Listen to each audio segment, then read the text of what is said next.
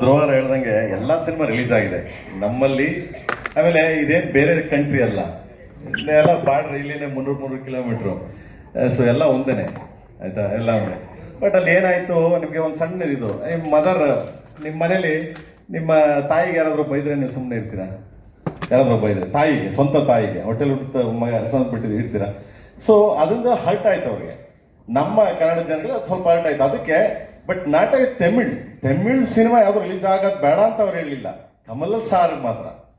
ಕಮಲ್ ಸಾರು ಅದನ್ನ ಹಂಗೆ ಮಾತಾಡಿದ್ರು, ಅದಕ್ಕೊಂದು ಜಸ್ಟ್ ಒಂದು ಸಾರಿ ಅಂತ ಕೇಳಬೇಕಾಗಿತ್ತು ಅಂತ, ಸಿಂಪಲ್ ಅಷ್ಟೇ. ಬಿಟ್ರೆ ಇನ್ ಆಲ್ ಇನ್ ಒನ್ ಎಲ್ಲರೂ ಒಂದೇ.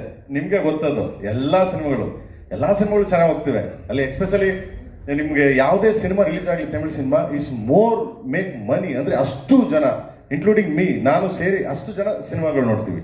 ಸೊ ಸಿಂಪಲ್ ಅಷ್ಟೇನೆ. ಅಲ್ಲಿ ಹೆಂಗೆ ಅಂತಂದ್ರೆ ಇವೆಲ್ಲ ಬಂದ್ರೆ ನಾವು ಆಲ್ರೆಡಿ ತಟ್ಟೆ ಇಟ್ಕೊಂಡು, ಸೊ ಎಲ್ಲಾ ತರ ಅಡುಗೆ ಮಾಡ್ಕೊಂಡು ಊಟ ಮಾಡ್ಕೊಂಡು ಬಂದು ಹೊಡೆ ತುಂಬಾ ಬಡಿಸಿ ನೀಟಾಗಿ ನಿಮ್ಮನ್ನ ಸಂಸ್ಕಾರ ಮಾಡಿ ಕಳಿಸ್ತೀವಿ. That is Karnataka, this is Kannada. Same Tamil Nadu also, but some words, only one words it's like a mother no.